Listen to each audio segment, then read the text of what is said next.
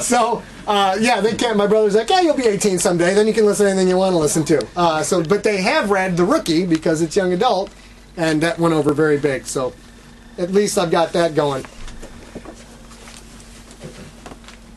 You know what we'll read, especially because we've got people who haven't heard this yet. We're just going to go right from the beginning. Let me see how long this is, so I don't chew up your whole night. So that's far too long.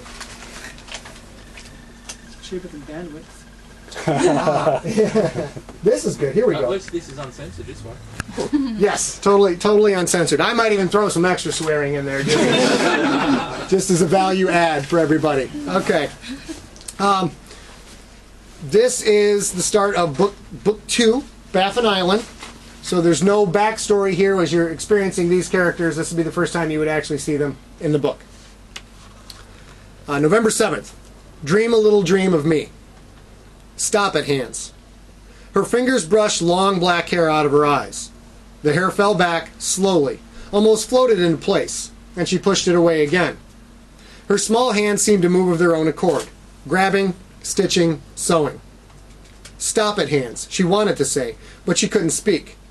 She could only watch. It was wrong. It was dangerous. It was what she deserved for being bad. A dulled sense of dread filled her mind, a metallic gray cloud of doom. Her hands held a fuzzy, stuffed black and white panda. But her favorite toy wasn't exactly the way she remembered. It was the panda's body, all right, but it had no arms, no legs, and no head. The possessed hands reached down and came up with the orange and black arm of a stuffed tiger. Fabric torn where it had once joined at the shoulder, white fluff hanging out in long strands. Liu Jiandan's hands began sewing. The needle flashed again and again. The tiger arm joined the body. She felt a pinprick of pain. Jian looked at the possessed hand. A rivulet of blood trailed down her tiny, chubby finger. The droplet pooled in the joint between her fingers, then fell onto the panda body, staining the fuzzy white fur. Fear sent a wash of tingles over her skin, like a billion bites from a billion carnivorous bacteria. Her small body shivered. Her hand reached down again. This time, it brought up a long, dangly gray and white leg from a sock monkey. The needle flashed. More stings. Possessed hands fixed the leg to the panda body, now black and white and marked with thin red streaks.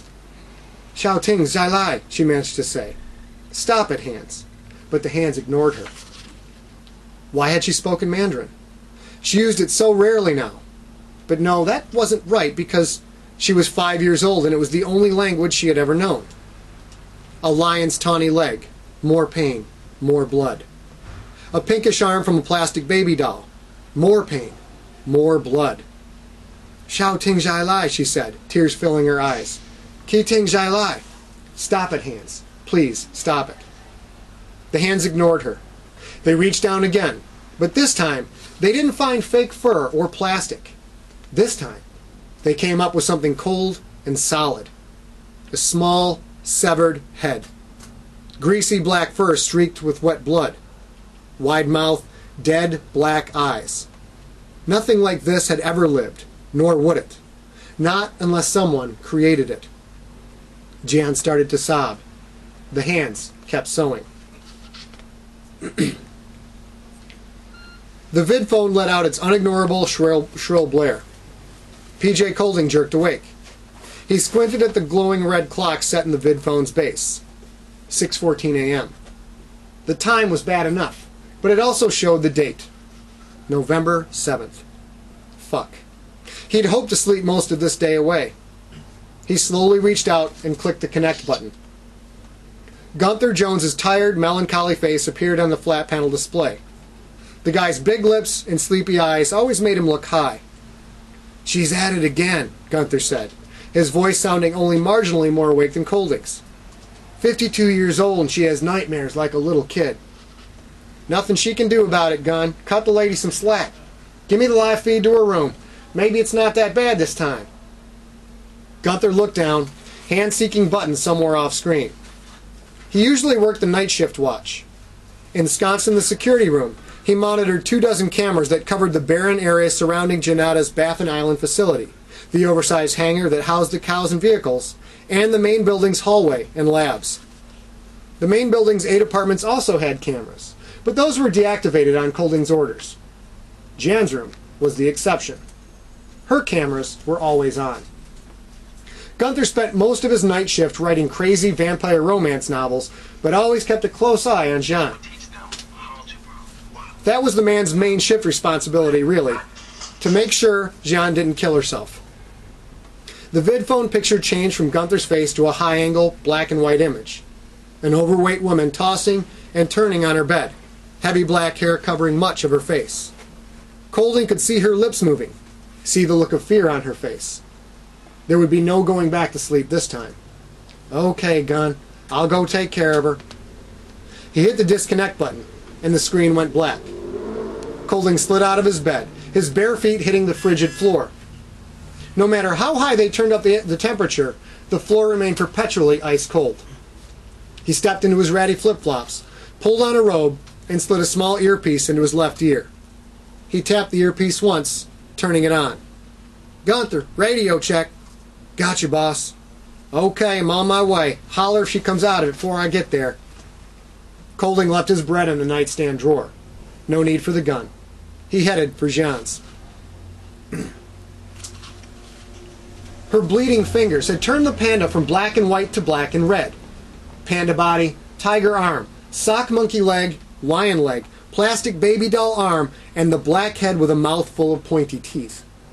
Her possessed hands held the strange creation, a misshapen, mismatched Dr. Seuss Frankenstein. Not again, Jan's little girl voice whispered. Please, not again. She begged, but like watching a familiar old rerun, she knew just what would come next. She started screaming a moment too early, just before the black eyes fluttered open and looked right at her. Primitive, unfeeling, but clearly hungry. Something shook her. The hodgepodge stuffed animal opened its mouth and seemed to smile. The devil's smile.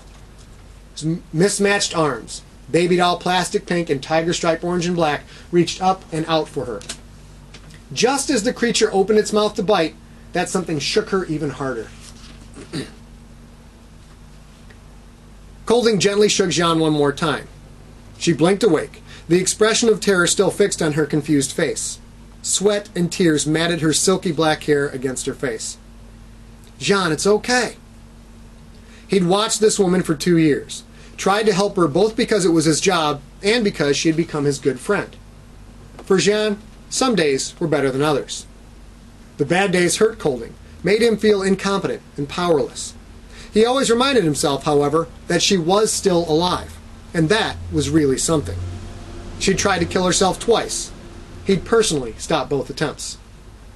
Jean blinked once more, perhaps trying to see through the hair, then threw her arms around Colding in a crushing hug. He returned the hug, patting her fears away as if she were his daughter and not 20 years his senior. I have dream again, Mr. Colding. It's okay, Colding said. He felt her tears on his neck and shoulder. She shook like a thunder-frightened puppy. Jean called every man Mr., although with her thick accent it always sounded like Mista. He'd never been able to convince her to call him by his first name. It's okay, Jean. Why don't you see if you can get back to sleep? She pulled away from him and wiped tears with the back of her hand. No, she said. No sleep. Jean, come on, just try. I know you haven't slept more than 6 hours in the past 3 days. No. Can't you at least try? No. She turned and slid out from under the covers, surprisingly graceful for a woman who carried 250 pounds in a 5'6" frame. Colding realized too late that she wasn't wearing any pajama bottoms. He turned away, embarrassed, but Jean didn't seem to notice. As long as I get some work done, she said. We have another immune response test this morning. Colding rubbed his eyes, partially because it kept him from looking like he was trying not to look. He stared at the familiar chessboard sitting on her dresser. She'd beat him 97 times in a row, but who was counting? Her bottle of medication sat next to the chessboard. A clear strip running down the bottle's side let him see how much fluid remained. Across the strip, written in neat black letters, were dates in descending order. November 1st on top, November 30th on the bottom. the fluid leveled out.